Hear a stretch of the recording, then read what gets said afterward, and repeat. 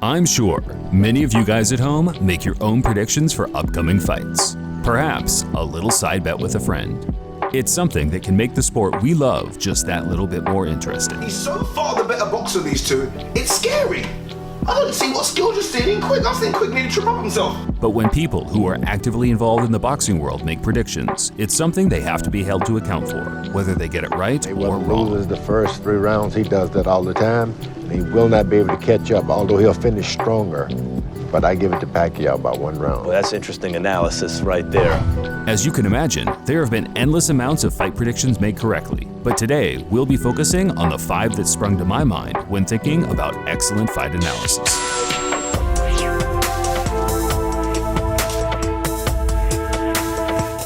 For me, Emanuel Steward is nothing short of a boxing mastermind. He understands a fighter on a deeper level compared to the vast majority of coaches.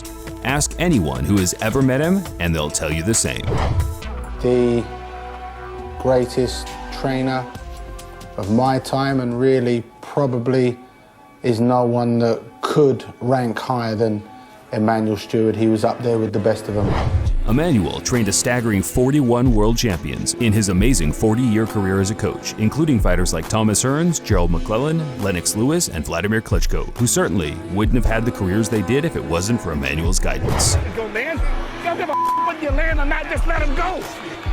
Don't worry about you, ain't gonna be fight, but you gotta let punches go. You can't wait until they get, if you miss it, bang, and go right back. And don't take 30 seconds to start another punch.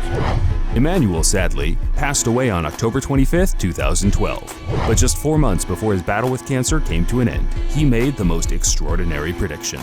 There's a certain toughness inside of Tyson Fury. Don't ever listen to me, Tyson. Everyone says he's all good, he's just that. But I know him personally. He's lived with me in my home, too.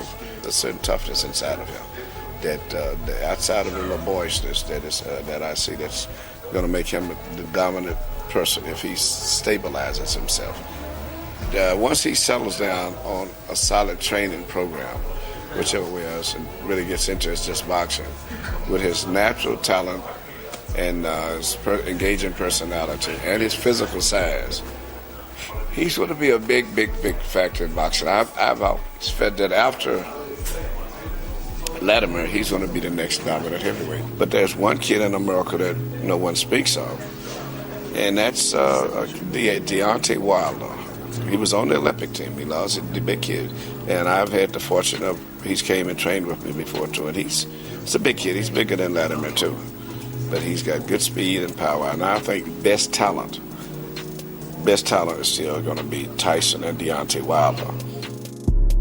For the people watching this who didn't quite understand what Emanuel just predicted here, let me break it down for you. In 2012, Tyson Fury and Deontay Wilder were just heavyweight prospects. Fury was the British champion who held a good win over Derek Chisora, but had shown a lot of potential flaws in his game. He barely scraped past domestic rival John McDermott in their first contest and appeared to lack in any of the real quality needed to become the #1 heavyweight in the world.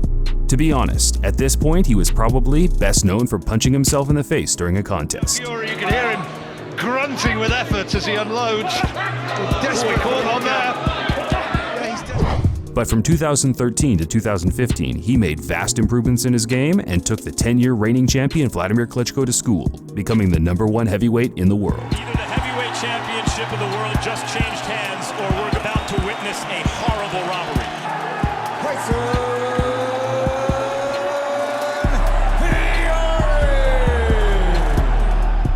Deontay Wilder in 2012 was on little to nobody's radar at all. He had literally fought absolutely no names in the division.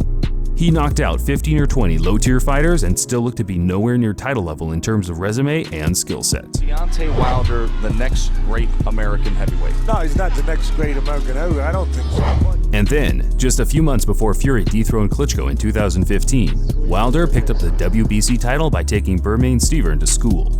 Both Fury and Wilder have remained undefeated and are now recognized among the best heavyweights in the world, alongside Anthony Joshua, another fighter I'm sure Emanuel would have loved to have seen in the pros. After all, he was always a fan of big punchers.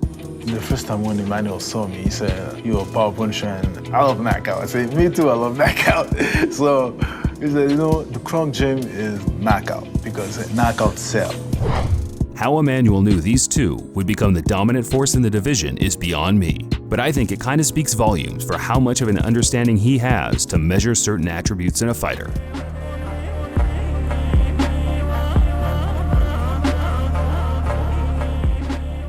HBO commentator and boxing analyst Jim Lampley is hands down one of the most recognized and respected men in the sport today. He has hosted HBO's World Championship Boxing since 1988 and has built up an extreme knowledge and understanding of the sport along the way. And is that based on anything besides all the years you know of every fighter ever, or is it something more specific to Manny in this case? There have been times where you can tell that boxing is far more than just a job to him, getting emotional after events and laying his truthful opinion on the line. But tonight he showed us one more time, and he was still Manny Pacquiao. One of the greatest, but ultimately saddest calls I've personally ever seen him make was back in September 2005, when IBF champion Levander Johnson made his first title defense against Jesus Chavez. The title holder opened as a slight favorite in this fight. He is now more than a 2-to-1 underdog. Never had Johnson taken such a one-sided beating in the ring. Round after round, Chavez punished him with combinations. It was speculated Johnson was injured going into the bout, but his father, who was also his coach at ringside, kept sending his son out even though it was becoming more apparent that he should have waved the contest off after round 8. At the start of round 11, Jim's expert opinion came to fruition. Listen closely to the comments he makes regarding Johnson's fight so far. Picking up on that conversation I was having with Emanuel, in the recent history of the sport, when you look at fights where one fighter has been badly, sometimes permanently damaged, two constants seem to be part of the formula. Number one, the opponent who is doing all the damage is a hard hitter but not a big enough puncher to put the opponent away. That's Chavez in this fight. Number two, the guy who is getting worked over has his father in the corner as his trainer, constantly sending him back out to take more punishment. It's just a coincidence, we hope, that those two factors should be stopped. Out of respect for Johnson's family, we didn't feel the need to show how the fight ended, but it was no longer than 20 seconds after Lampley made the insight. Following the fight, Johnson collapsed and was diagnosed with a blood clot on the brain, after which he was induced into a coma. With his organs failing, his family decided to remove care, and on September 22, 2005, Johnson sadly passed away with his 4 children at his bedside.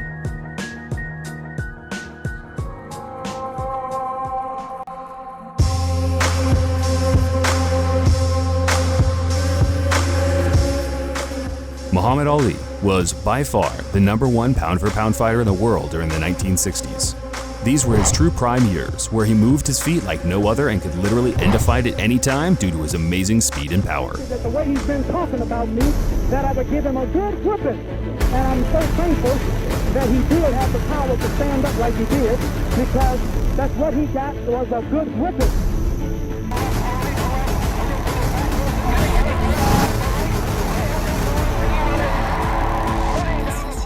1961 to 1964 would go on to be known as the Nostradamus era for Muhammad Ali, as he correctly predicted both the outcome and round of 9 out of 10 fights in a row.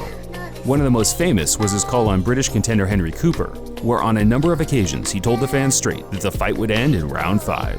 This is back when Muhammad Ali was still Cassius Clay, before he became Muhammad Ali. And Henry Cooper was like the big English heavyweight.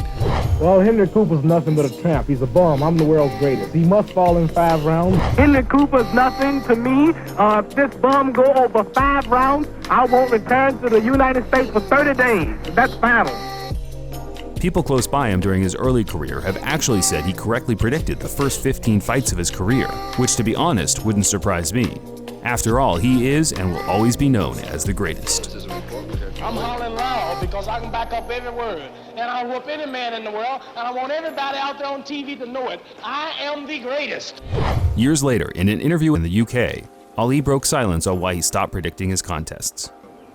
Back in '63, I predicted, this is no jive, Cooper shall go in 5. In round 2, Cooper hit me with left hook and knocked me down.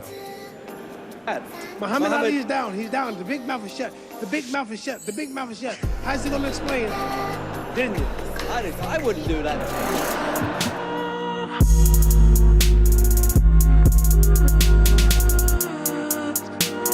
Not really a prediction as such, but just an insight into how great this man was. Sam Langford was a fighter who was active from 1902 to 1926. He fought close to 300 times and moved up from featherweight to heavyweight, where he would take on the very best fighters in the world. In fact, he actually holds the record for the most Hall of Fame fights in history. Another thing Langford was known for during his career was his ferocious punching power, which brings us a story of one of his fights during the 1920s. You know, this is one little tale about him. Before one fight, Langford was walking around the edge of the ring and he started addressing the crowd purely on his own.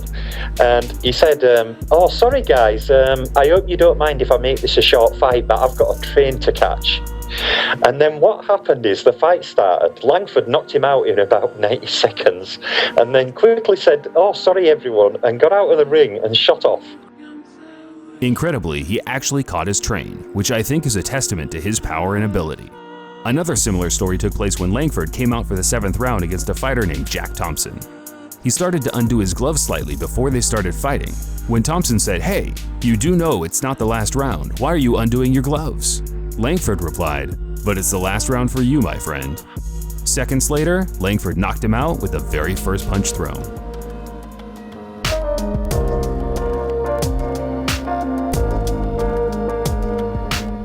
You may have heard about the recent passing of legendary fighter Jake LaMotta, known for his incredible fight series with Sugar Ray Robinson, where he would become the first man to defeat Robinson in 131 fights. Yes, you heard that right, 131 fights. Met in 1942, Robinson winning a unanimous decision.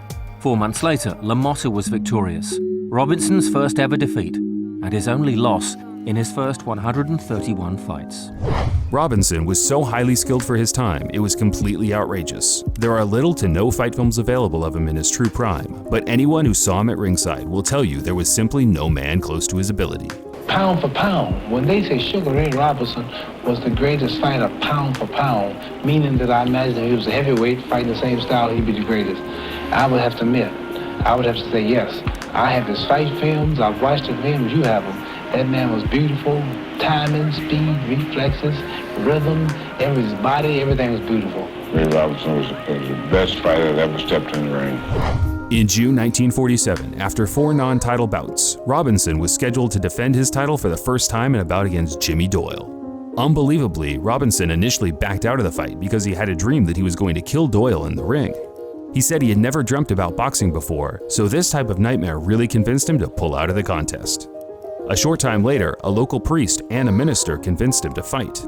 Sadly, his dream proved true. On June 25, 1947, Robinson dominated Doyle and scored a decisive knockout in the 8th round. Doyle, knocked unconscious, died later that night.